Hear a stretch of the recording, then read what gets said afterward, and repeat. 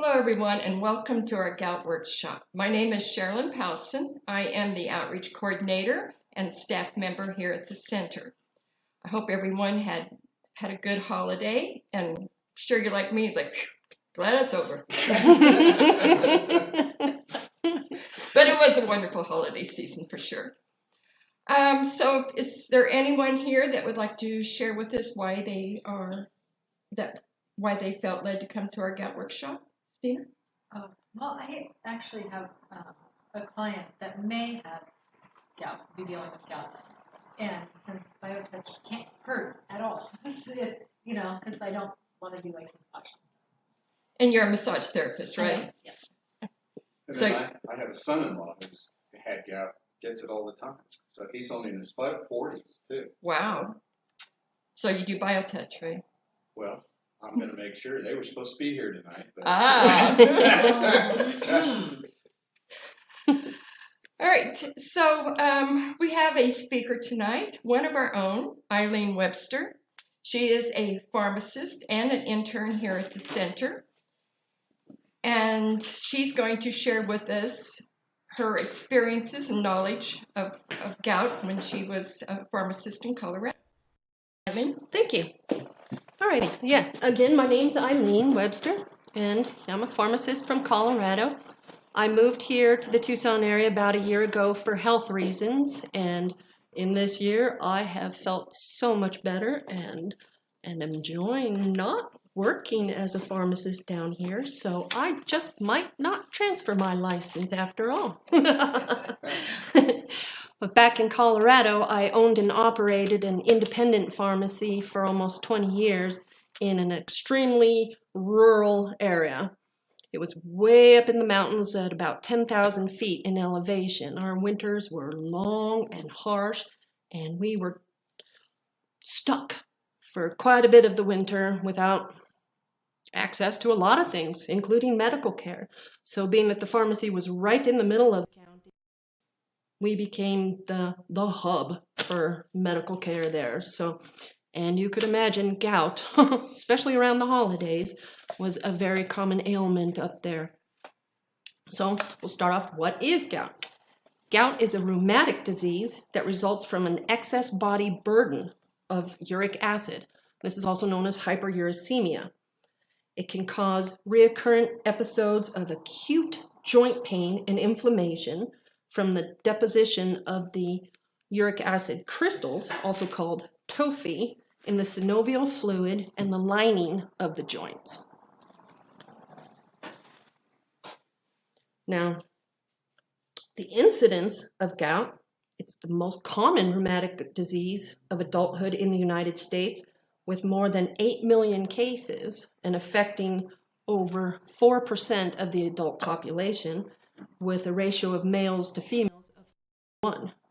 But as women age, that gap closes, and as we age, our risk of getting gout increases too.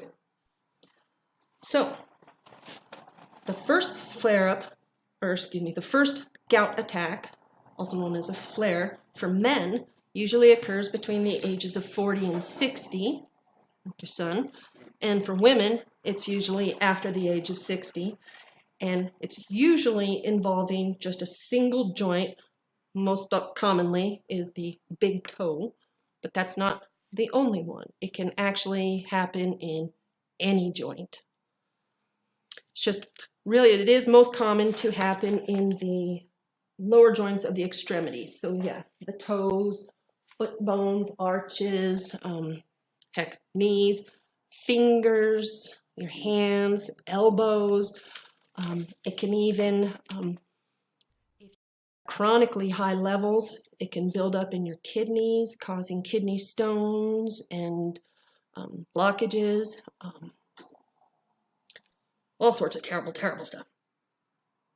So now, while again, the big toe is the most common one affected, 90% of all people affected with gout will fight with that big toe at some point or another. So that's why that's always the big joke about the toe. Yep. Also with chronic high levels of uric acid, it can start depositing out into the skin with like crusty nodules. It can deposit in the ears, vocal cords, even on your spine. But they tend not to worry about it unless it becomes a problem with joint movement and mobility. That's when the doctors really get involved. Okay, so now, what is the gout attack? Well, a gout attack typically with no warning. Most folks, well, some folks will say it begins with a mild stiffness or burning or tingling sensation in the joint, which is then followed in about an hour or two with the acute, intense pain. And then other folks have no warning. They are just suddenly woken up in the middle of the night with the acute, intense pain. They describe it as being like hit by a baseball bat in the foot, or someone has broken a bone somehow, or jabbed a shard of glass into that joint, or it may feel like the skin is severely burned and you can't stand the bed sheets or your socks or anything touching it. The pain is just excruciating. And again, it happens without warning. And again, the odd one is it's usually these attacks occur in the late night, early morning hours. The reason behind that, they think, is because of dehydration during the night, that causes your uric acid levels to go up, and also your body temperature comes down, which helps the crystals precipitate out faster. That, and then I think also your body's inflammation process is going crazy during the night. That's when all those inflammatory problems really wreak havoc, and like asthma and everything. And so once that pain starts, oh my Lord, the joint becomes really, really red, hot, and swollen, and just so tender. And the pain will continue to increase for about 36 hours. You hit your peak of pain, and then it will slowly taper off over the next week or two. Oh. So after you've had a few of these attacks, you will learn your own little signs, be it, the little tingle or goodness gracious, who knows what, but you will learn your body's own signs that this is about to happen so that you can attack it on your own before it attacks you. So now, what is the role of uric acid in all of this? I keep talking about uric acid and hyperuricemia. Okay, uric acid is a byproduct of the breakdown of purine in the body. Purines are an important component of amino acids, so proteins in your diet, and also they're an important part of your RNA and DNA in your cells. So just normal cell catabolism, as your body's breaking down and creating new cells, you're freeing up all these purines. And so now what happens is in the liver, I'm going to hold up my little diagram here if anyone can see this. In the liver, okay, I'm going to back up. Purines coming into the body, be it through your diet or your endogenous purines. Okay. In the liver, there's an enzyme known as xanthine oxidase. And xanthine oxidase will metabolize the purines into uric acid. Okay? And then uric acid will travel to the kidneys, where the kidneys will flush it out in the urine. Okay? So what can happen then is when those uric acid levels get wonky, and that's the big gout trigger, is a sudden change in these uric acid levels. So you could be a normal, healthy individual who's never had problems with hyperuricemia, but if something happens to you to cause just a sudden change, it can trigger an episode of gout for you. And so I apologize, I lost my train of thought there. Excuse me 1 second. Okay. Other things that will cause an increase in your uric acid levels are going to be infections, dehydration, of course, certain medications like thiazide diuretics. What they do in the kidneys, as they're trying to flush out extra fluid to lower your blood pressure, they're actually holding back the uric acid, retaining it in your body so you're not excreting it.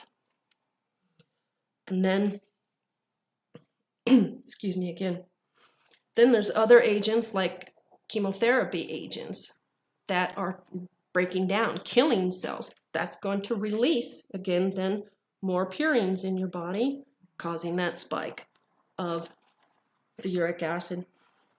And then there's other medications that they use to treat chronic gout, that if you suddenly stop them or just suddenly start them on a full dose, those severe changes levels of uric acid will again trigger that gout attack. And then I'm going to say the trigger that we all probably know the most about is going to be injuries. Stubbing that toe, banging that elbow. If you're prone to gout, that's going to be your worst trigger. So then, how do we treat a gout attack? Well, the main goal is to treat the gout attack as soon as possible, preferably within those first 24 hours, and to treat it as gently as possible. Because if we're too aggressive, like I was saying, and we tweak those blood levels, we're going to make you feel worse. So the first step for a mild attack, just pain and swelling, is going to be your anti-inflammatories or NSAIDs like naproxen or ibuprofen, or by prescription, the best one is indomethacin. This breaks up the inflammation at the site and thus, reducing the pain. Then, for more severe pain and inflammation, if the nonsteroidals are not working, they'll use colchicine. Colchicine not only has a little bit stronger anti-inflammatory property right there where the attack is happening, but it also helps to break up the crystals and get them moving on their way. So if you're not careful with the dose of that medicine, not only are you going to have horrendous side effects of nausea and vomiting and diarrhea, but you're also going to trigger another attack. Crazy. So then, I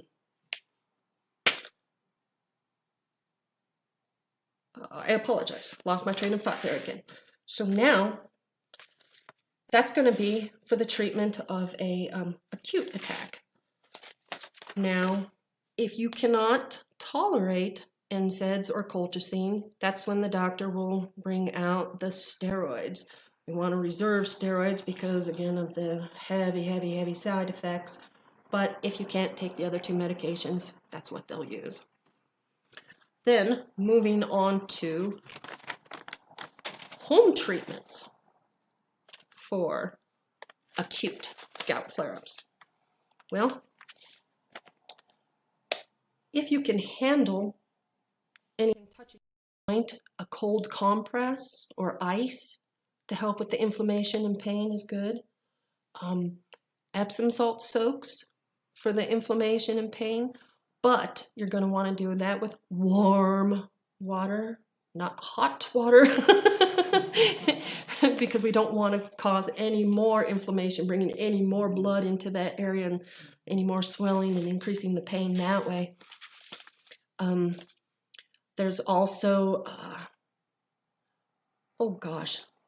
natural anti-inflammatories like ginger and celery.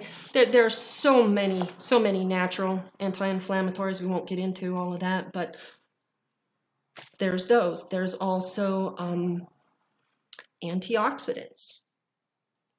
A lot of your antioxidants will have those anti-inflammatory properties too to help with the pain. Did I mention ginger? Ginger's my favorite that way. And most of all, drinking water. Lots of water. Not only do we want to flush your poor kidneys out, but we want to reduce the volume of uric acid in the blood by increasing the amount of water that's in there. And a lot of folks will also drink alkalinizing agents like lemon juice or vinegar. Heck, I even knew a fella who would mix up sodium bicarbonate and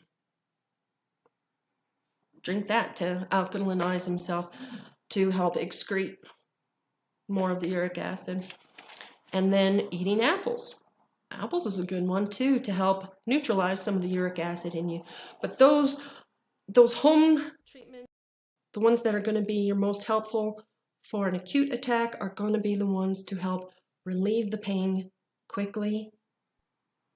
And the others are going to be more your dietary ones for long-term treatment. Now, chronic gout. How do you treat chronic gout? Well, let me bring my little diagram back in here. Now, for treating chronic gout, well, let me go back one step here. I apologize. Talking again about the purines coming into your body. They're metabolized into uric acid by xanthine oxidase. That uric acid is then, like I said, excreted out through the kidneys into the urine. Okay. Now, if there's too much, that overburden, like we were describing, that again is where it's going to start rising and depositing in the tissues and causing the gouty arthritis. So again, that's where we're going to want to hit it with the anti-inflammatories for the acute flare-ups. For chronic gout, we're going to want to we're going to want to attack it at the level of the liver by blocking this enzyme so the body will lower the production of uric acid. There are many prescription drugs that are xanthine oxidase inhibitors. Allopurinol is the most popular, most common. But that again is where most of your herbal or natural remedies are going to come in, is by blocking this enzyme also, your antioxidants. The next class of drugs are the ones going to be working on kidney function, trying to get your body to excrete as much of this uric acid as possible. One way is by tweaking it a little, making it a little more soluble in the urine, and the others just plain work on the kidneys to just flush it the heck out. And that's how your doctor would treat it for you. Now, in the real life, in real life, people would call you up at the pharmacy. Eileen, the highway is closed. What do? I'm getting another flare-up. My foot is going to explode. I'm going to have to shoot it with a shotgun. What do I do? Oh my God. And I'd have to give them the advice. Well, what have you been eating? Stop eating that. What were you drinking? Stop drinking.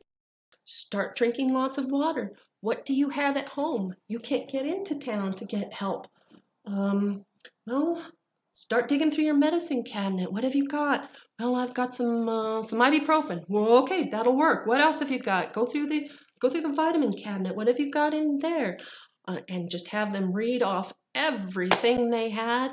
And I would just scratch my brain, trying to come up with the best remedy for that particular individual. Also because we knew everyone so well that you also knew there are other medical conditions and things that might be aggravating it or causing a trigger with them too. But I'll tell you what, it was so frustrating because there was no grocery store. I couldn't tell them, go buy some black cherry juice. What is in your refrigerator? Beer.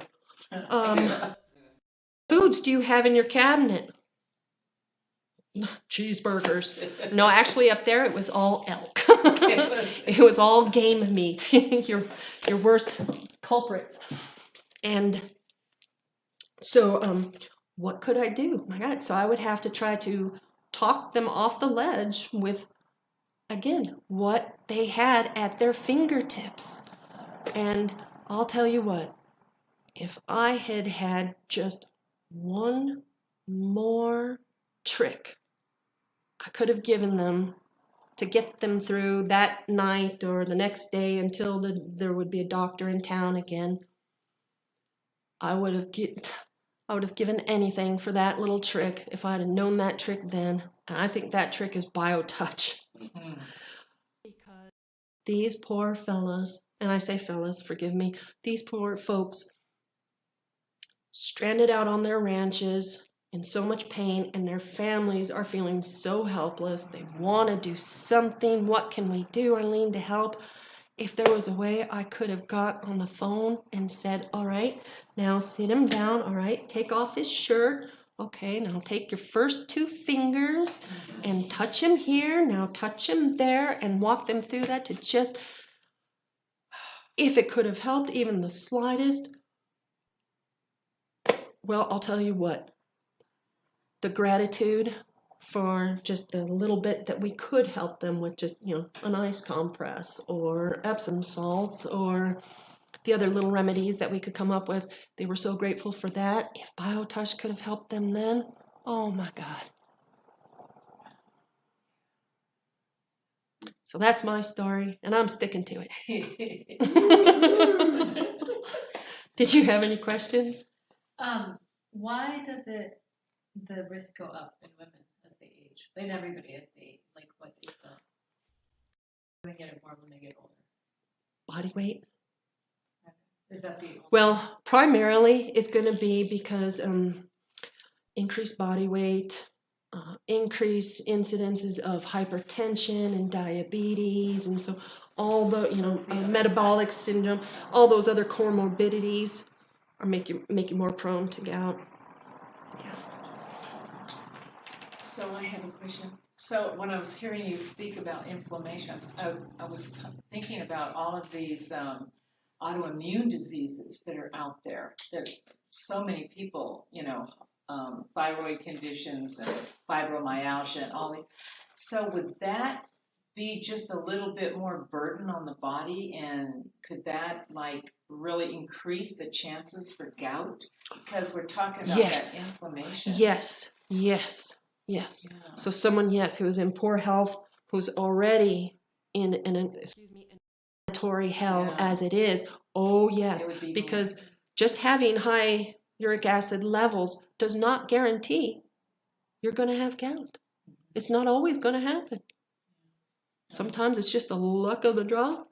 Sometimes it's because you stubbed that foot. Yeah. Other times it's your health. Mm-hmm. Perfect, thanks. Wow. Thank you. Thank you. Yeah, that was great. No.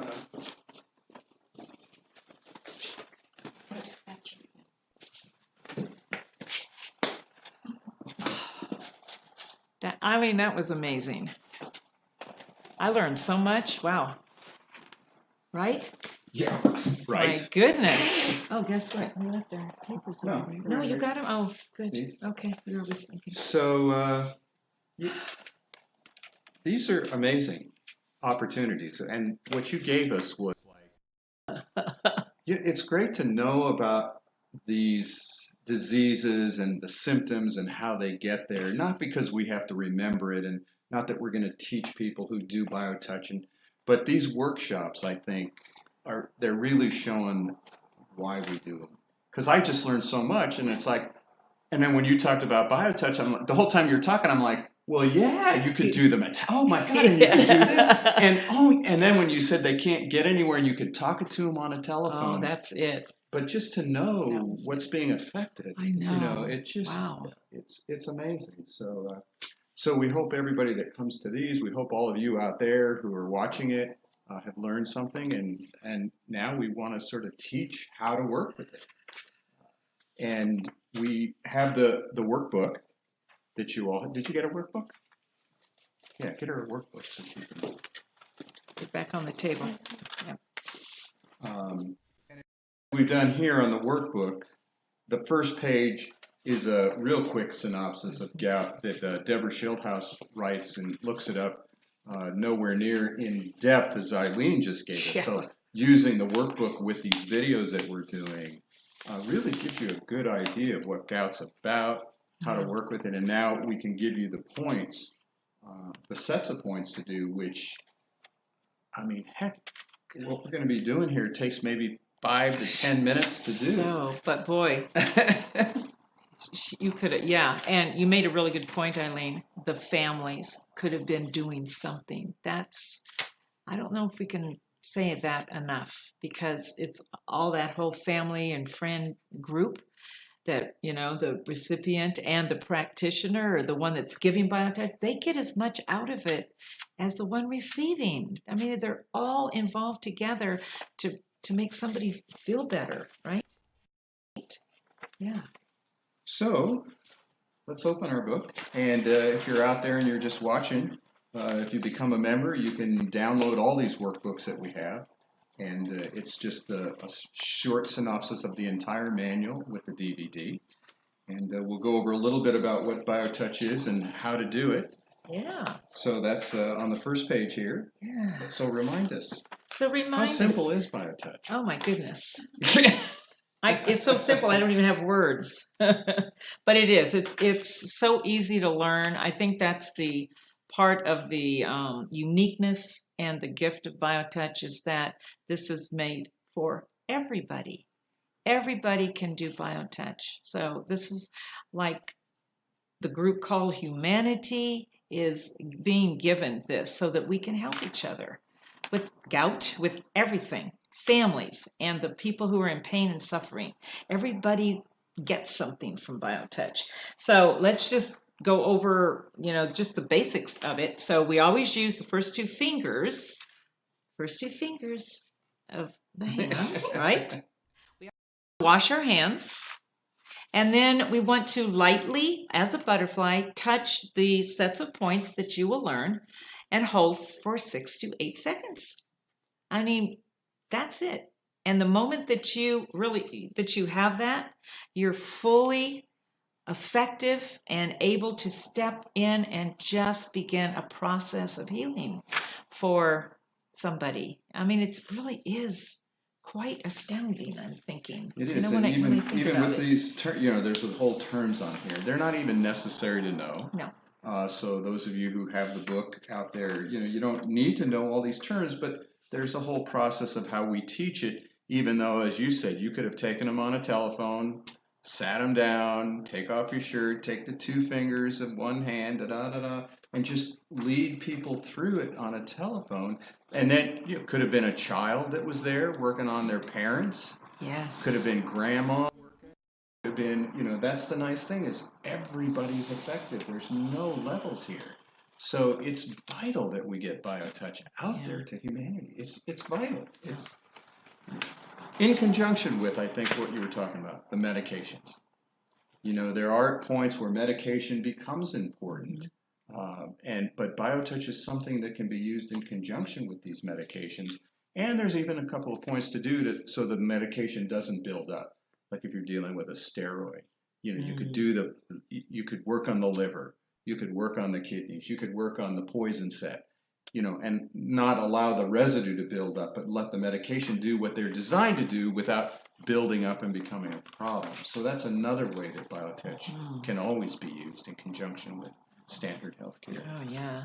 And speaking of, it's so integrative. So, complementary to every other health regimen you might be on, whether you're working with a doctor, whether you're on a specific diet, or you're working with other modalities. BioTouch just really enhances everything.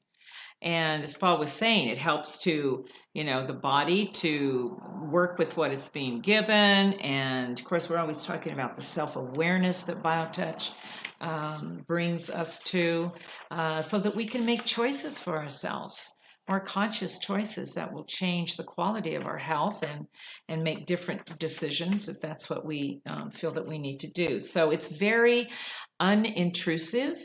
It's that light touch on the skin is just kind of a wake-up call for the body to begin to communicate and to speak to the body about, there's a possibility and a hope that it can come back into a wholeness.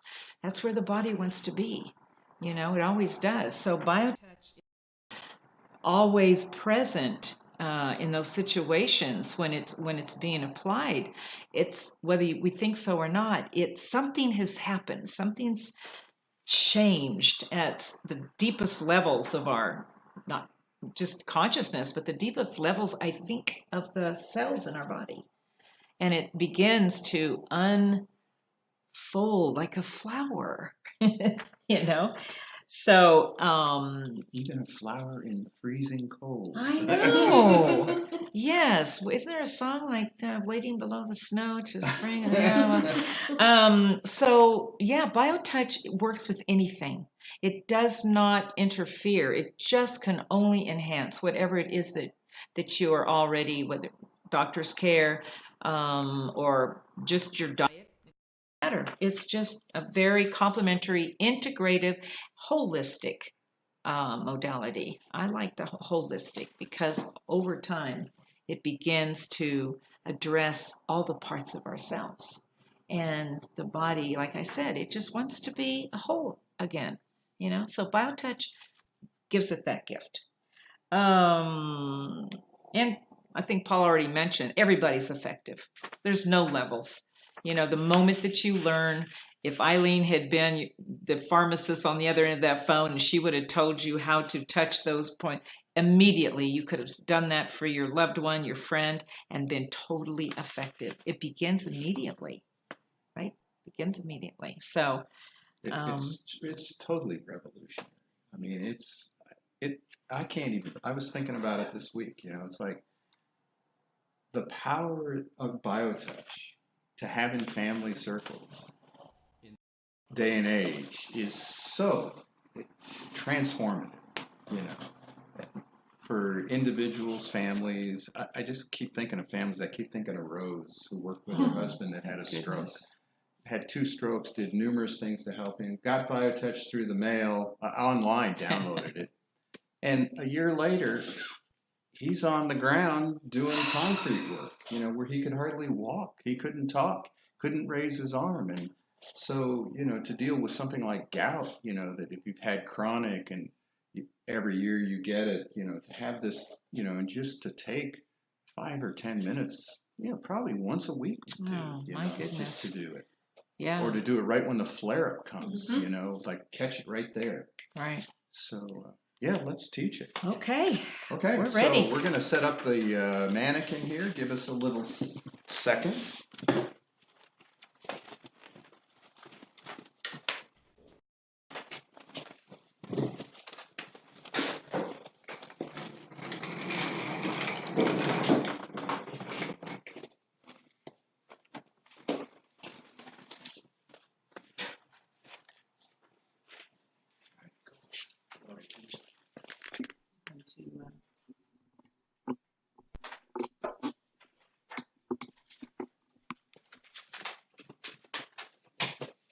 Okay. How does it look in that camera there? Good? All right, so we're going to teach you the greeting. Always do the greeting. You always wash your hands first. The greeting is the first thing you do, no matter what else you're going to do. If all you could learn, if all Eileen even had was the greeting, that's going to start the process. So the greeting, you use the index and the middle finger of your dominant hand, and you're going to find that breastbone, and just below the breastbone in a soft tissue area, you're going to hold right there for 6 to 8 seconds, lightly like a butterfly, with the dominant hand. Just that simple. Then you're going to take that same dominant hand. So I'm left-handed, that's why I've got my left hand. And you're going to look for the big bone at the base of the neck. If you lean your head forward, that bone pops out. And you're going to go to the left of that bone about 1 inch to 1.5 inches with that same dominant hand. So 6 to 8 seconds just below the breastbone, 6 to 8 seconds to the left of the big bone. Now you've done the greeting. That's the key to the system. Okay? So let's go to the next set of points.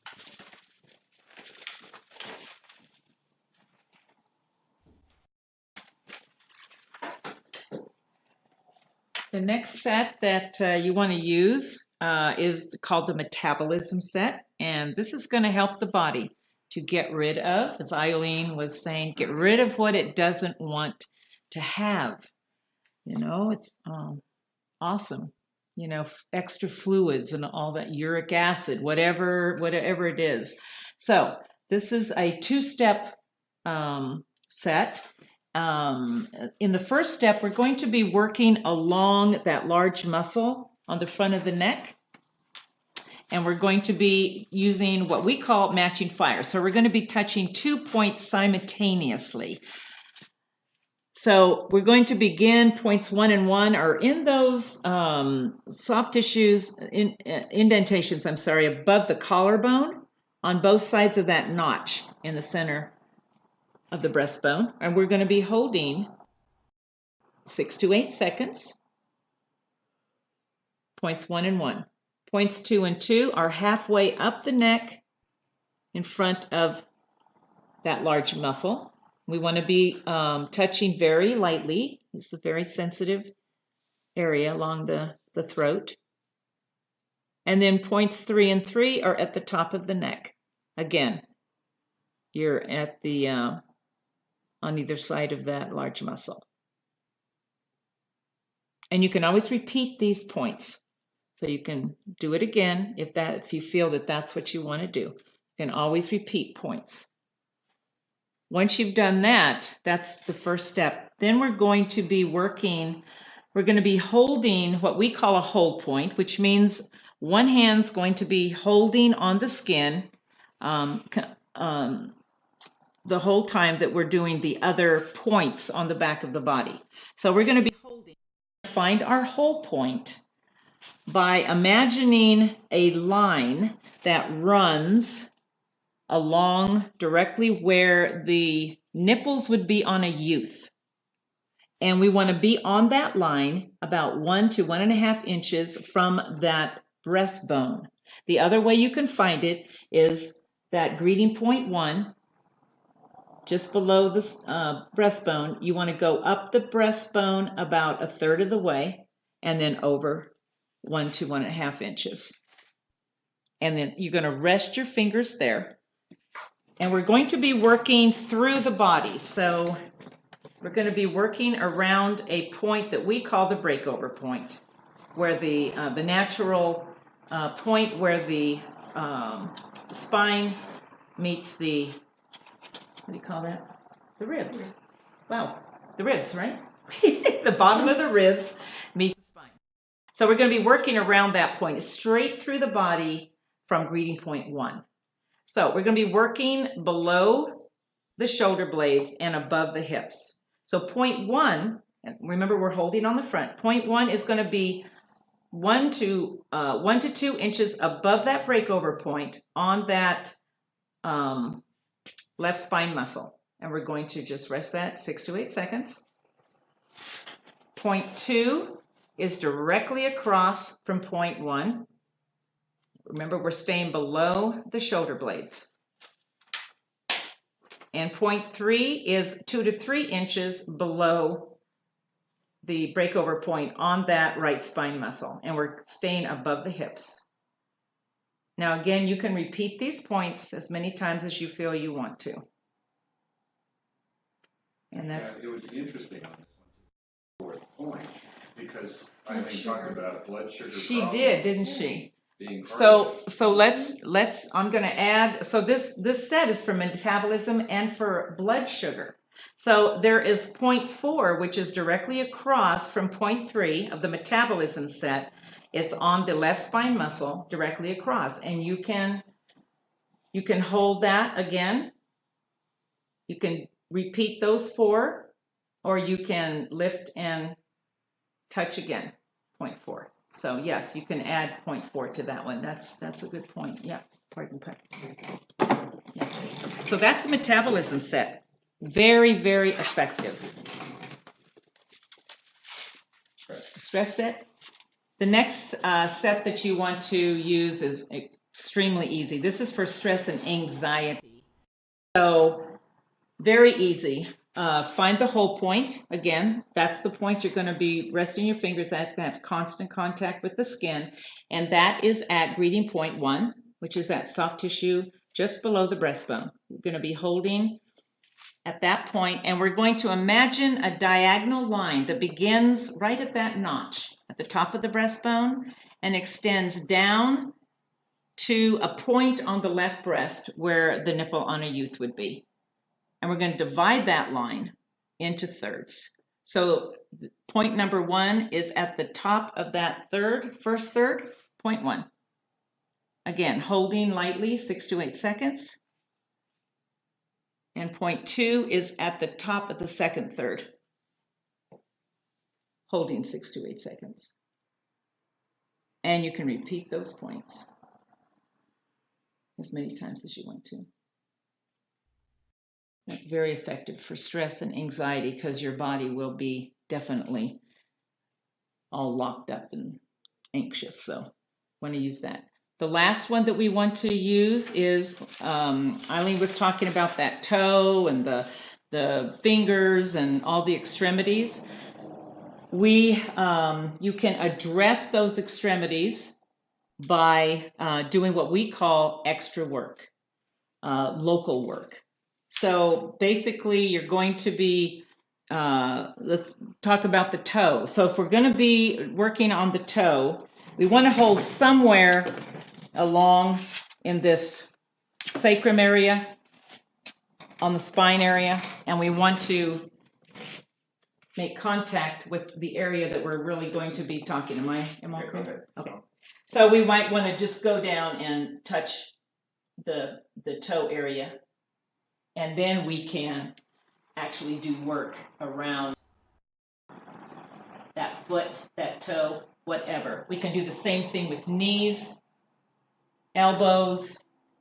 You can do work, what we call sweeps across an affected area or work around an affected area. If it's really painful, they don't want it to be touched, we can do show the area in the back. Touch across, right. So if you're working on the upper extremities, we want to be working with the source of those nerves, which is around that big bone that Paul was talking about in the greeting set. And then you can say it's an elbow area. You can hold that for 6 to 8 seconds, and then you can actually go, maybe follow those nerves if you want to, and work around that affected area.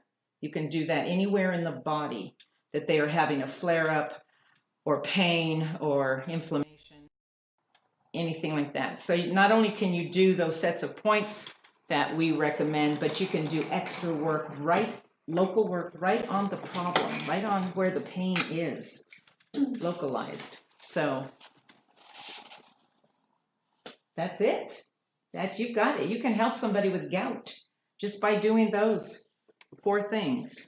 It's amazing.